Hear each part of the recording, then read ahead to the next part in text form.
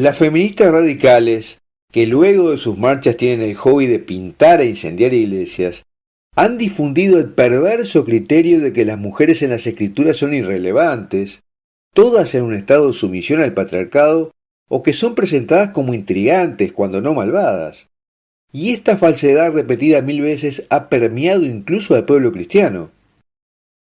Pero al contrario de lo que dicen estas feministas, la Biblia está llena de historias sorprendentes sobre mujeres valientes que mantuvieron en curso la historia de la salvación. Empezando por María de Nazaret, la Virgen, que es la más grande de todas, ya que dio el sí a Dios, concibió a su Hijo Jesús nuestro Salvador, lo siguió en el camino de la cruz y ayudó a cambiar la historia de la humanidad. Y siguiendo en el Antiguo Testamento, Ruth, Esther y Judith, que tienen sus libros que llevan sus nombres. Y también las feministas hacen daño al no considerar el magnífico papel de igualdad que da el cantar de los cantares al hombre y la mujer en la entrega mutua de amor.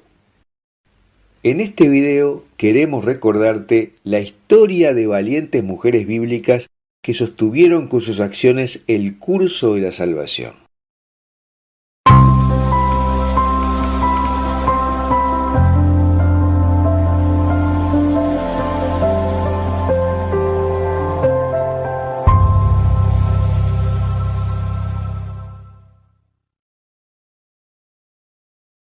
En el Antiguo Testamento, uno de los libros más breves, pero no por eso menos relevante, es el que cuenta la historia de Ruth, la moabita que jugó un papel importante en la venida de Jesús al mundo. Después de la muerte de su esposo, siguió a su suegra Noemí a su tierra natal de Belén en Israel, donde conoció a Booz. Se casaron y tuvieron un hijo, Obed, y se convirtieron en los bisabuelos del rey David, y así propagaron el linaje del Mesías. Ruth enfrentó una gran tribulación como mujer en un contexto antiguo sin protección al seguir con valentía a su suegra, sin bienes, abandonando sus dioses y convirtiéndose al Señor. Así Ruth está incluida en la genealogía de Jesús en Mateo 1:1. Esther, que da nombre a otro de los libros, protagoniza una historia de salvación del pueblo elegido. Aunque es israelita, Esther se convierte en reina de la corte persa. Primero expone un complot para matar al rey persa y luego usa esta ventaja política para interceder ante este mismo gobernante. Al descubrir el complot del malvado oficial de la corte Amán para ejecutar a su tío israelita Mardoqueo por no haberse inclinado ante él, y también da a conocer su plan para destruir a todos los judíos en Persia. Al hacerlo, no solo salva a su pueblo, sino que también conserva su derecho a adorar solo a Yahvé. Judith, otra valiente libertadora, también arriesga su vida para proteger y liberar a su pueblo. El libro que lleva su nombre describe una invasión asiria de Israel aproximadamente 400 años antes del nacimiento de Jesús. La destrucción de la pequeña ciudad de Betulia de Judith por las poderosas fuerzas asirias que la han sitiado parece segura. Entonces Judith, una viuda piadosa, actúa frente a una destrucción ineludible y convoca a los notables de su pueblo para comunicarle su plan. Se viste con elegancia y se peina el cabello a la alta moda grecorromana. Su apariencia es tan sorprendente e increíble que atraviesa las líneas enemigas sin interrupciones y se presenta a Holofernes, el poderoso comandante asirio. Y cautivado por su belleza, Holofernes la invita a cenar con él y Judith acepta su propuesta.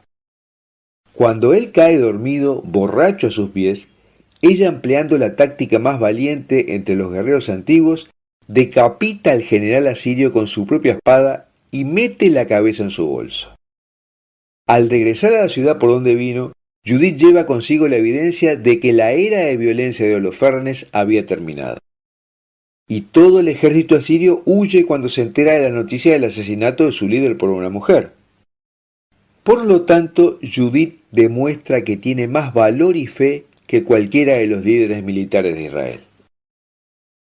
Otras historias de mujeres en Israel que trabajan para rescatar a su comunidad del terror del enemigo aparecen a lo largo de la tradición bíblica, pero son menos conocidas.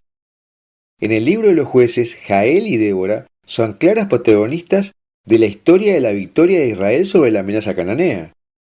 Mientras Débora trabaja como profeta y estratega militar, dirigiendo a la gente en la batalla, Jael realiza su acción salvadora sin salir de casa. Mata a Sísara para salvar a Israel de las tropas de Jabín, rey de Canaán, clavándole una estaca en la cabeza con su mazo. Son innumerables los ejemplos de contribuciones de mujeres bíblicas. Ana, por ejemplo, era estéril. Oró por un hijo varón, y Dios le dio a Samuel. Ella lo dedicó a Dios, y él vivió en el templo y se convirtió en profeta y juez. Miriam, por su parte, hermana de Moisés y Aarón, guió a los israelitas a alabar a Dios con danzas y canciones después de que Moisés dividió el Mar Rojo. Sara, esposa de Abraham y madre de Isaac, es otro caso importante. Dios le prometió que aunque había sido estéril durante toda su vida, daría a luz un hijo en la vejez, el que tuvo los 90 años, y así empezó el linaje de Israel. Josaba era hija del rey Joram, y salvó a su sobrino Bebé, el príncipe Joás, que iba a ser masacrado por la reina madre. De este modo permitió que perdurara el linaje de David y del Mesías. Raquel esperó con seriedad pero con paciencia para casarse con el amor de su vida, Jacob, que más tarde se llamaría Israel. El papel de Raquel en la historia de la redención es difícil de subestimar y es celebrada por su fortaleza frente a la adversidad con la fuerza del Señor. Eva es un personaje bíblico muy a menudo incomprendido. Si bien ella y Adán trajeron el pecado y la muerte al mundo al comer del árbol de conocimiento del bien y del mal, ella es la madre de la raza humana y representa la promesa de Dios de engendrar al que aplastaría la cabeza del diablo y redimir a la humanidad del pecado de una vez por todas. Génesis 3:20 dice: el hombre llamó el nombre de su esposa Eva, porque ella era la madre de todos los vivientes. Y en las Escrituras sobresale el importante papel de María de Nazaret, la joven que se convierte en la madre de Jesús, el Mesías. Ella dio a luz a nuestro Señor cuando era solo un adolescente. El arcángel San Gabriel le contó el papel único que desempeñaría en la historia de Dios, y María abrazó con valentía su llamado. En Lucas 1:30, el ángel le dijo: no temas, María, porque has hallado gracia delante de Dios. Vas a concebir en el seno y vas a dar a luz un hijo, a quien pondrás por nombre Jesús. Él será grande y será llamado Hijo del Altísimo, y el Señor Dios le dará el trono de David, su padre. Reinará sobre la casa de Jacob por los siglos, y su reino no tendrá fin. Y enfrentó ya encinta a José, su prometido, y dio a luz para toda la humanidad al Salvador del mundo. Y luego lideró a los apóstoles a la espera de la llegada del Espíritu Santo en oración. En Lucas 1 también se narra que Isabel, prima de María, de avanzada edad, había quedado encinta, y será la madre de Juan el Bautista, el precursor de Jesús, y fue la primera en reconocer a María como la madre del Salvador. También en la historia de Jesús sobresale María Magdalena, quien, liberada de 7 demonios por Jesús, estuvo presente en la cruz y fue a la tumba en la mañana de Pascua. Ella fue la primera testigo del sepulcro vacío de Cristo, quien se le aparece resucitado en primer término, y comunica el sorprendente hecho a los apóstoles. Dos mujeres contemporáneas de Jesús eran Marta y María, hermanas de Lázaro, de Betania, a quien Jesús resucitó. En su casa María lavó los pies de Jesús con un perfume caro y se sentó a escucharlo a predicar. Y Jesús la elogió por elegir lo mejor, sentándose a sus pies en lugar de distraerse con las tareas domésticas, como Marta, a quien reprendió. Sin embargo, Marta todavía era una devota discípula de Cristo y deseaba profundamente conocer y amar a Jesús. En tanto, Priscila se ocupó de la iglesia primitiva naciente como poderosa líder de los cristianos en el libro de los Hechos. Ella y su esposo Aquila dirigieron a la Iglesia en el mantenimiento de la pureza teológica, el amor por los pobres y la tutoría de los líderes carismáticos jóvenes. Bueno, hasta aquí lo que quería darte a conocer de la historia de algunas mujeres que honran con su participación diversos pasajes de la Biblia con un papel contrario al que adjudica el feminismo falseando la realidad. Pero hay muchos más casos, y no hemos tratado el papel trascendente que luego cumplieron las mujeres en el crecimiento del cristianismo posterior. Y me gustaría preguntarte si tú conoces cristianos que creen que las mujeres son consideradas irrelevantes y retratadas en forma negativa en las Escrituras. Hoy hay en el mundo dos propuestas de nuevo orden mundial. Uno es el de las élites, que están aprovechando la crisis de la pandemia para implementar su nuevo orden mundial, en el que vienen trabajando desde la década de los 80, cuando comenzó en las Naciones Unidas el empuje hacia la globalización. Y el otro es el orden mundial que propone Dios, que fue explicitado hace 2000 años por nuestro Señor. En este video hablaremos sobre las características de ambos órdenes mundiales para que veas dónde están los contrastes.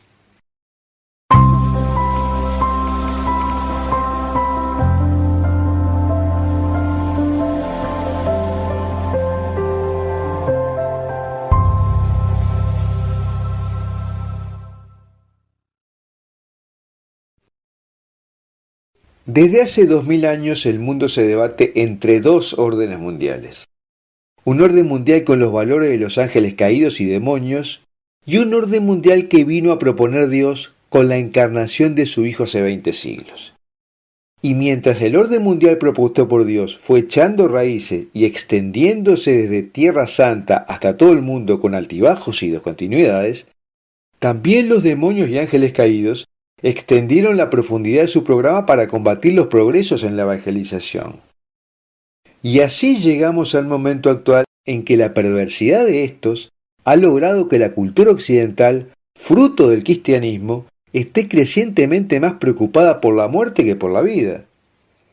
En lo que algunos llaman un suicidio de la civilización, como ha sucedido en viejas civilizaciones que han caído y luego desaparecido, como por ejemplo la egipcia o el Imperio Romano, para mencionar solo dos de las más importantes.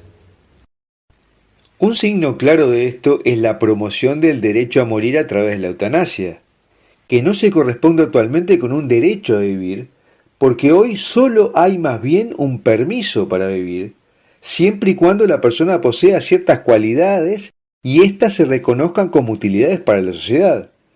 Por ejemplo, las personas que tienen el síndrome de Down o diversas enfermedades imposibilitantes, incluso la vejez, no son reconocidas con cualidades útiles para la sociedad, y por lo tanto el permiso para vivir les está siendo quitado. De esta forma la vida no se concibe como un regalo, sino como un mero permiso que nos otorgan los que tienen poder y que se desecha a voluntad. Las personas en una cultura moribunda no ven gran belleza en la vida humana, salvo que la vivan en un éxtasis hedonista. Nada es sagrado, ni el alma ni el cuerpo, sobre el que están obsesionados tratando de modificarlo, perforándolo, garabateando grafitis en él, reduciéndolo así a una herramienta para el hedonismo de ese momento presente. Tampoco hay asombro ni gratitud en la relación complementaria entre hombre y mujer. La ingratitud, la impaciencia y la renuencia a sufrir las deficiencias del sexo opuesto se manifestarán en la esterilidad voluntaria, a través de la negación del matrimonio y a la renuencia a tener hijos, resumiendo la relación a encuentros esporádicos sexuales. Por lo tanto, todo el estado de ánimo de la cultura moribunda es gris. Y como sucede con el infierno, la mayor pérdida es la de la esperanza, que es la virtud teológica que confía en las promesas de Dios. La cultura moribunda puede usar la palabra esperanza, pero no se la cree, como lo demuestra de manera terrible su incapacidad para reemplazar con nuevos nacimientos de niños a los viejos que ya no están. Y hoy nos encontramos en una situación en que ambos órdenes mundiales, el de Dios y el de los ángeles caídos y demonios, están persuadidos que esta situación debe cambiar y por lo tanto proponen cada uno un nuevo orden mundial. El nuevo orden mundial de los ángeles caídos y demonios es recortarle la libertad a la mayoría de los seres humanos, haciéndoles depender como nunca de lo que les den los que dirigen el mundo. Su modelo es un gobierno único mundial donde la gente no tenga propiedades de nada, ni siquiera ropa propia, y que cada uno reciba un préstamo lo que necesita de mano del gobierno que lo rige. Más de uno se sorprenderá con lo que estamos diciendo, pero eso es la utopía que plantean los poderosos del Foro Económico Mundial de Davos. Y figuras preponderantes de este foro como el príncipe Carlos y George Soros dicen que tienen una oportunidad única en este momento para hacer realidad sus planes. ¿Y en qué consisten sus planes? Un artículo publicado en el 2016 en la página del propio Foro Económico Mundial por Ida Auken, una parlamentaria danesa, nos da una visión de cuál es su objetivo último. Para mostrarnos cómo será la vida en el futuro que propone el nuevo orden mundial de la élite, Ida Auken describe cómo sería la vida en su ciudad en el año 2030 si las ideas del nuevo orden mundial se cumplen. Ella dice: bienvenidos al año 2030, bienvenidos a mi ciudad, o debería decir nuestra ciudad.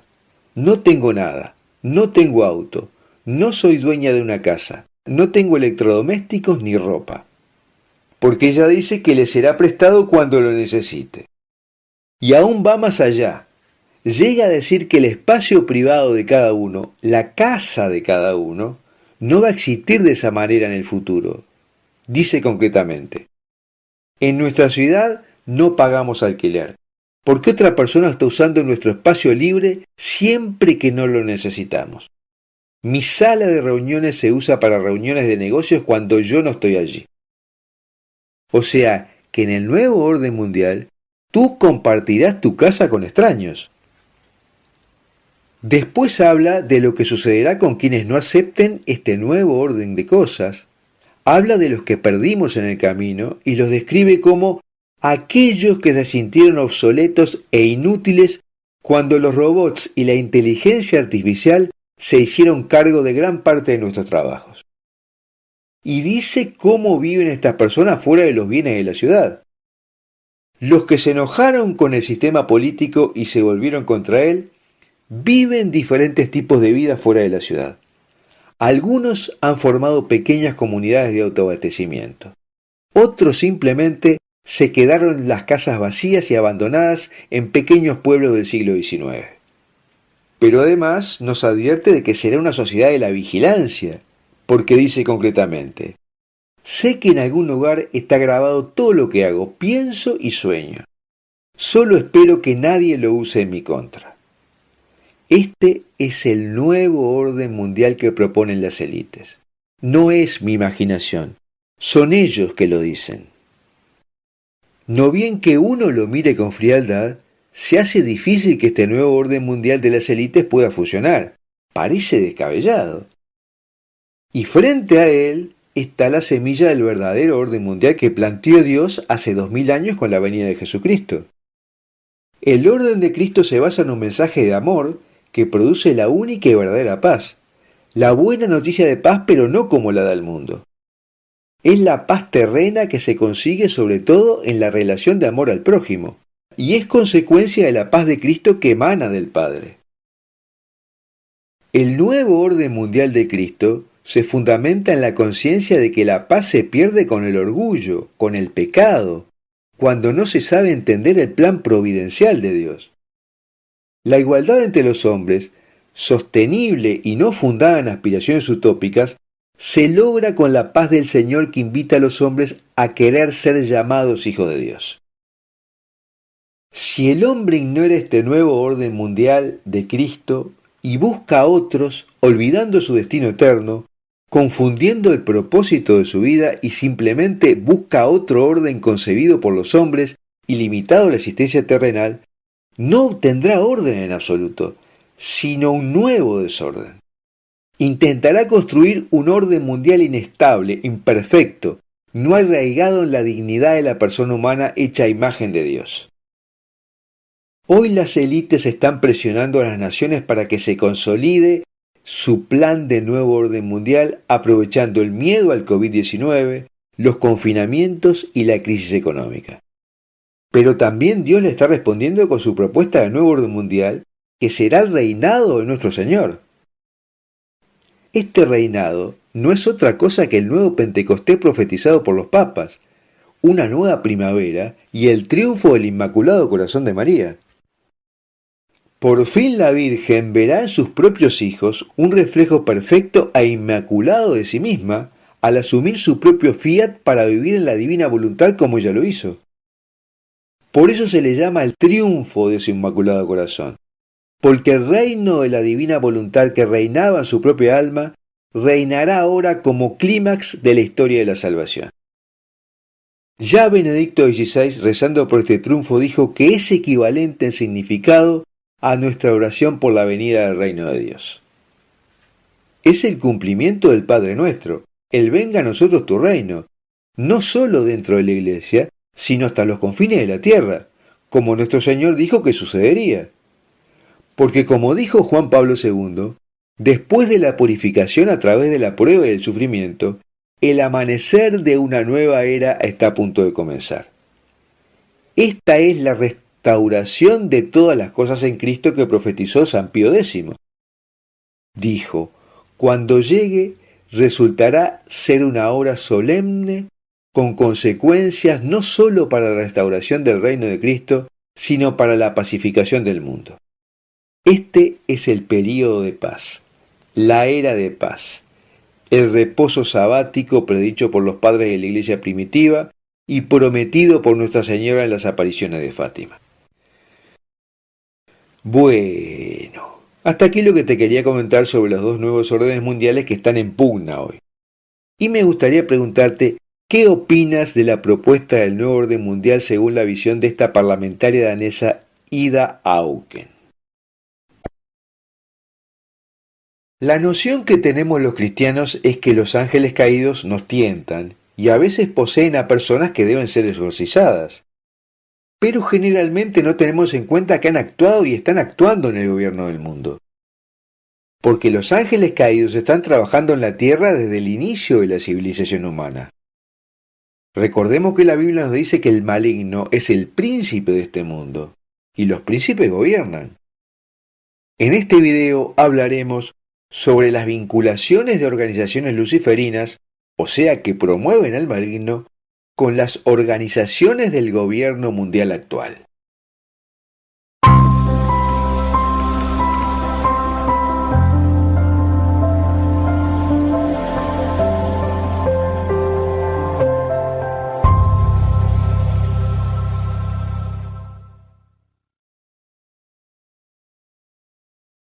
Una organización que adora abiertamente a Lucifer tiene un lugar privilegiado en las Naciones Unidas, en la ONU. Esta organización es Lucis Trust, que tiene su sede estratégicamente en la ciudad de Nueva York, en Londres y en Ginebra. Y está ubicada en el 866 de la Plaza de las Naciones Unidas, aunque su ubicación anterior era más significativa, el 666 de esa misma plaza. La rama editorial de Lucy se llamó Lucifer Publishing durante 3 años, hasta que cambió su nombre a Lucis Publishing para pasar más desapercibido su satanismo. Otro subgrupo de Lucis es el llamado Buena Voluntad Mundial, que ha sido reconocido por la ONU como una organización no gubernamental, ONG, con el estatus de representación en sesiones informativas regulares de la ONU, incluidas las del Consejo Económico y Social de las Naciones Unidas. Y cuando se llevó a cabo la conferencia de la ONU en Río de Janeiro en 1992, la famosa Cumbre de la Tierra, Lucis proporcionó la oración de apertura con su gran invocación. De acuerdo a Lucis, la gran invocación puede ser la oración de la nueva religión mundial, del mismo modo que el Padre Nuestro lo ha sido para el cristianismo. La Cumbre de la Tierra de Río de Janeiro, recordemos, que marcó la consolidación de los conceptos de lucha contra el cambio climático y gobernanza mundial que respaldan al nuevo orden mundial. Y para que no haya duda de su promoción luciferina, la actual presidenta de Lucis, Sarah McKechnie, explica abiertamente que a Lucifer se le ha hecho una mala reputación, y que no es una fuerza de destrucción, sino de luz, es el portador de la luz. Obviamente esto trae a la mente el pasaje de las Escrituras que dice que incluso Satanás se disfraza de ángel de luz, 2 Corintios 11. La Organización Buena Voluntad Mundial, como ya dijimos, es la rama de Lucis reconocida por la ONU que trabaja directamente con los globalistas. Pero además dice trabajar para las jerarquías y las mentes iluminadas que están en el advenimiento de la era del Maitreya. Ellos dicen que existe un gobierno espiritual interno del planeta conocido con nombre de jerarquía espiritual o sociedad de mentes iluminadas, y que nos acercamos a la era del Maitreya cuando el instructor del mundo y el actual líder de la jerarquía espiritual, el Cristo de esta era, reaparecerá a la humanidad para iniciar la nueva era. Y agregan algo sorprendente. Dicen que hay millones de hombres y mujeres mentalmente alertas en todas partes del mundo que están en armonía con el plan y trabajan para él. Lucis se basa en una filosofía abiertamente ocultista llamada teosofía, fundada en el siglo XIX por una médium espiritual llamada Madame Helena Blavatsky, una de las practicantes del ocultismo más influyentes y oscuras de la historia moderna, quien afirmaba estar en comunicación telepática con supuestos maestros tibetanos. Su libro La voz del silencio contiene supuestamente antiguos encantamientos ocultistas tibetanos y era el libro de cabecera de Elvis Presley, entre otros. Una de sus seguidoras, Annie Besant, que integraba los círculos de la masonería, fue fundadora del movimiento New Age. Mientras que la sucesora de Madame Blavatsky fue Alice Bailey, cuyo esposo era masón grado 33 y basándose en ella fundó Lucis Trust. Como Blavatsky, la mayor parte del trabajo de Bailey fue dictado telepáticamente por un maestro de la sabiduría tibetano, un espíritu que integraba el hinduismo, el budismo y la nueva era en un mismo paquete. En su autobiografía, Alice Bailey dice que a la edad de 15 años, luego de llegar de la iglesia, se le presentó un hombre con un turbante y le dijo que debía realizar un trabajo para promover los cambios necesarios en el mundo y que sería dirigida por él. Le dijo también que viajaría mucho para realizar su trabajo y agregó que estaría en contacto con él a intervalos y durante varios años. Y finalmente le dijo que lo pensara. Luego de varios años escuchó una nota musical que envolvía todo el entorno y fue seguida por una voz que le dijo que tenía 3 semanas para reconsiderar la propuesta de años atrás. Este era el maestro tibetano ascendido Joel Kuhl. Y finalmente acordaron hacer una prueba. Y así fueron escritos los primeros capítulos del libro llamado Iniciación Humana y Solar. Y a partir de ahí le fue otorgada la técnica para intensificar la comunicación telepática. De modo que toda la filosofía de Alice Bailey fue dictada telepáticamente por espíritus que hoy diríamos que son ángeles caídos. Esta es la filosofía ocultista y esotérica que está detrás de Lucis. Lucis trabaja para los iluminados que son los que llaman maestros ocultos.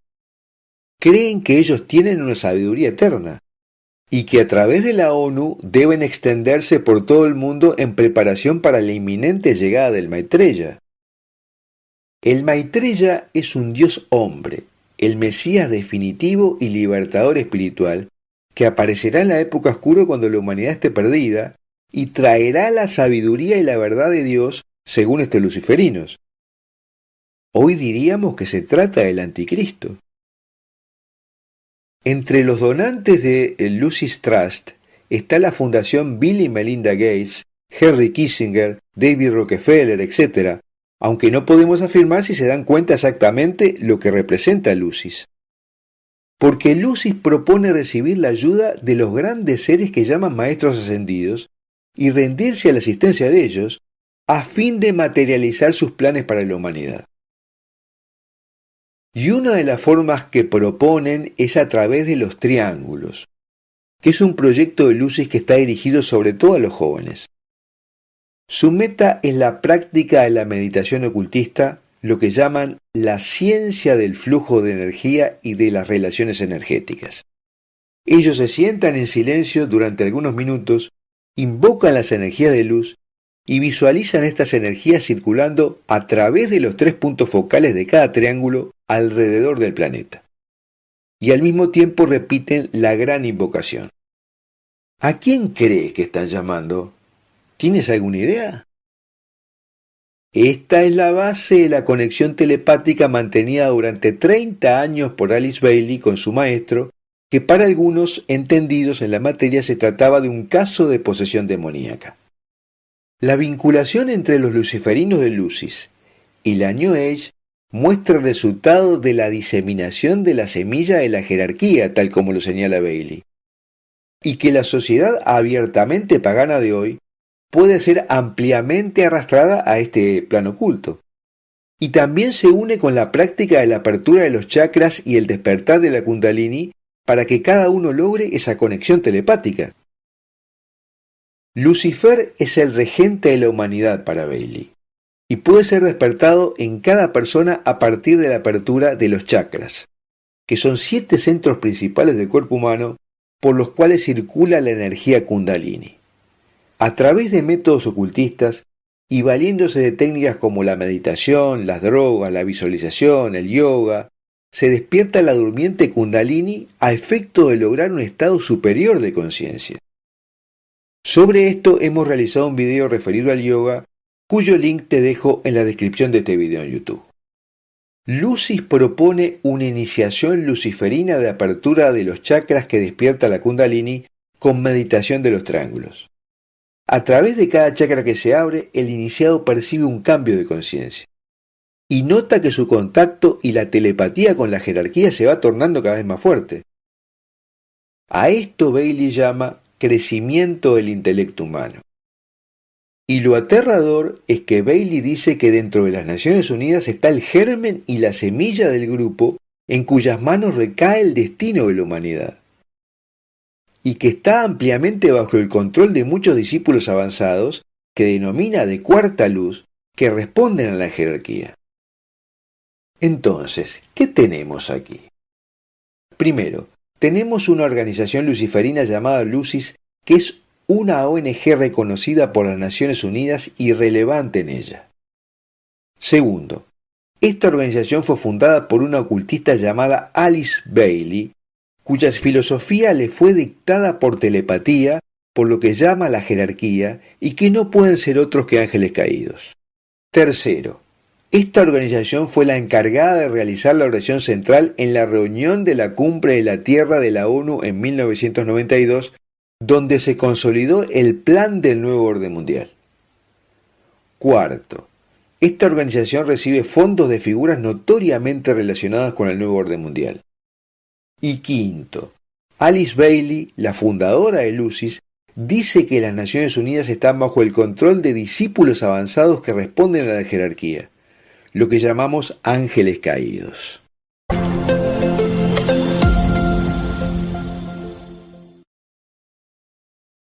Creo que hay una sensación en la mayoría de la gente, ya sea cristiana o no, que el mal y el pecado han penetrado tan fuertemente en nuestra civilización que la única forma de que la humanidad vuelva a conformarse según los planes de Dios es con una reestructuración fuerte. Y es por eso que muchos videntes y místicos han sido informados que vendrá una purificación sobre el mundo, que será provocada por la propia humanidad en su loca búsqueda del placer, el poder, el dinero y la negación del Creador. Y será una tribulación que Dios dejará pasar y no la frenará esta vez. Y luego de esa tribulación habrá un reordenamiento del mundo y una época de paz y florecimiento de la fe como nunca hemos experimentado. En este video hablaremos sobre este proceso de purificación y reordenamiento del mundo, tal como le fue mostrado a la beata Isabel Canori Mora hace un par de siglos.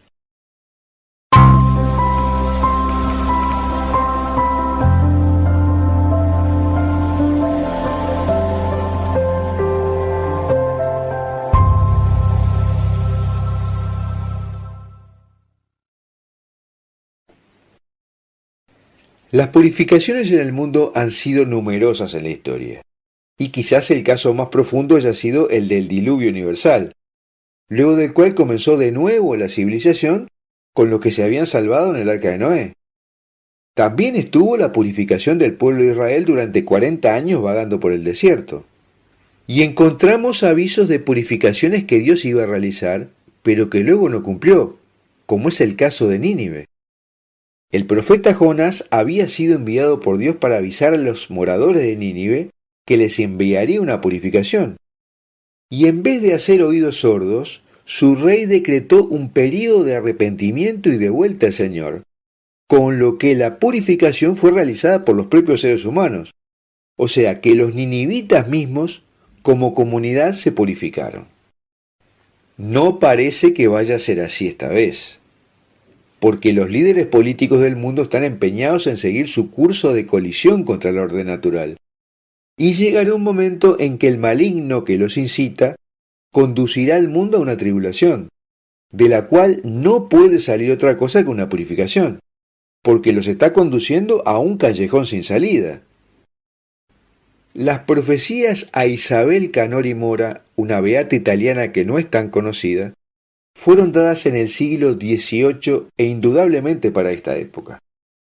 Se parecen sorprendentemente a las de Fátima y en ambas se manifiesta la intensa intervención de la Santísima Virgen. Estas visiones se refieren al mundo en general y también a la Iglesia. Y la Iglesia remanente será la encargada de reordenar el mundo luego de la tribulación. La Virgen le resumió a la beata Isabel Canori Mora, quien nació en Roma en 1774 y murió en 1825 a la edad de 51 años, la razón de estos signos de los tiempos. Le mostró: hay aquí, hija mía, tanta impiedad. Y solía decir que Dios ha confiado a todos la responsabilidad de la salvación de los demás para llevar a cabo su proyecto de amor. Los escritos de Isabel, que era abogada, fueron recopilados en manuscritos que hoy están guardados en los archivos de los padres trinitarios en San Carlino, Roma, y recibieron la aprobación eclesiástica en 1990. Y fue beatificada por el Papa San Juan Pablo II en 1994.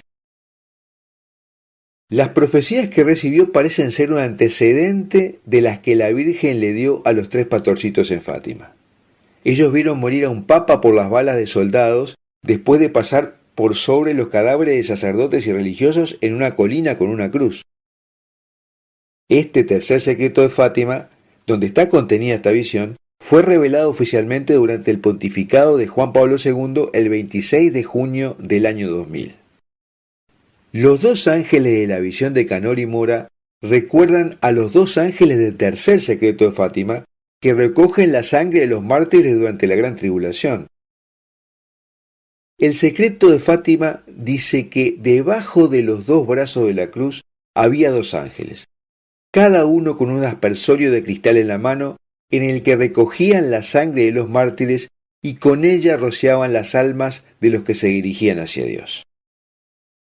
Y las profecías que recibió Isabel sobre el futuro martirio de un papa tienen además algunas afinidades interesantes con el discurso inaugural del pontificado del Papa Benedicto XVI.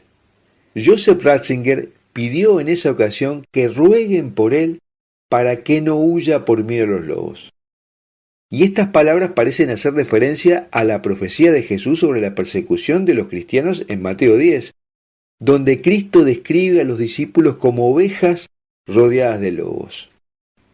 Y el 22 de marzo de 1814, Isabel estaba orando por el Papa Pío VII cuando de repente tuvo una visión del Santo Padre siendo perseguido por una manada de lobos. Y dice: vi el Sanedrín de los lobos que rodeaba al Papa y dos ángeles llorando. Cuando les pregunté por qué estaban tristes y lamentándose, mirando a Roma con los ojos llenos de compasión, respondieron: miserable ciudad, gente ingrata, la justicia de Dios los castigará. Y por otro lado, Isabel describió la terrible indignación que estos lobos despertaban en Dios, y vio con terror caer a su alrededor los relámpagos ardientes de la justicia divina. Lo describió así: vi edificios derrumbándose en ruinas, ciudades, regiones y el mundo entero cayeron en caos. No se oían más que innumerables voces débiles que pedían piedad. Esta visión de Isabel de relámpagos y justicia divina recuerda varios pasajes bíblicos relacionados con la segunda venida de Cristo. Por ejemplo, Mateo dice: porque como el relámpago viene del oriente y brilla hasta el occidente, así será la venida del Hijo del Hombre. Y en 1816, Nuestra Señora se apareció a la Beata el día de Navidad con el niño Jesús en sus brazos. Le impresionó el profundo dolor del rostro de la Santísima Madre y vio que los apóstatas trataban descaradamente de arrancar a su Santísimo Hijo de sus brazos. Y ante tal atropello, la Madre de Dios dejó de pedir misericordia para el mundo, y en cambio pidió justicia al Padre Eterno. Y vio que el Señor, vestido de su justicia y lleno de indignación, se volvió hacia el mundo. Isabel explicó que en ese momento toda la naturaleza entró en convulsiones. El mundo perdió su orden natural y se llenó de la calamidad más terrible imaginable. Y agregó que esto será tan deplorable y atroz que reducirá al mundo a las mayores profundidades de la desolación. Por lo tanto, vemos que el Señor dejó pasar la tribulación. En otro pasaje definió que aquellos que por su conducta escandalosa niegan la fe de Jesucristo, perecerán bajo el peso del brazo indignado de la justicia de Dios. Y sostuvo que ninguno de ellos podrá escapar del castigo. Pero quizás la visión más difundida de esta vidente se refiere a la reestructuración del mundo y de la Iglesia luego de la tribulación. Sucedió cuando vio bajar a San Pedro del cielo el día de su fiesta. Se trata de una revelación de reconciliación del Señor con la humanidad, que da optimismo ante los sucesos catastróficos que describimos. Según la visión, el santo estaba vestido con sus ropas pontificias y rodeado de un gran número de ángeles que cantaban himnos en su honor y lo proclamaban soberano de la tierra. Vio también a San Pablo descender sobre la tierra, que por orden de Dios llevó a los demonios ante San Pedro, quien les ordenó que regresaran al infierno de donde habían venido. Y la Beata manifestó que entonces apareció una gran luz sobre la tierra, que era el signo de la reconciliación de Dios con el hombre. Y los ángeles condujeron ante el trono del príncipe de los apóstoles al pequeño rebaño que había permanecido fiel a Cristo. Señaló que estos buenos y celosos cristianos le testificaron el más profundo respeto, alabando a Dios y agradeciendo a los apóstoles por haberlos liberado de la destrucción. También le agradecieron por haber protegido a la Iglesia de Jesucristo al no permitir que se contagiara totalmente de las falsas máximas del mundo. Y San Pedro eligió entonces al nuevo Papa. La Iglesia en la visión se volvió a organizar y se restablecieron las órdenes religiosas que se habían dispersado. Dijo que las familias particulares de los cristianos ordinarios, por su gran fervor y para gloria de Dios, se habían convertido en las comunidades religiosas más ejemplares. Estos cristianos por su fe habían sido preservados mientras sucedía la desolación. Y entonces Isabel aclaró que tal es el glorioso triunfo reservado a la Iglesia Católica, que será alabada, honrada y estimada por todos los hombres. Dijo que en esta etapa todos los hombres se convertirán en católicos y reconocerán al Papa como vicario de Jesucristo.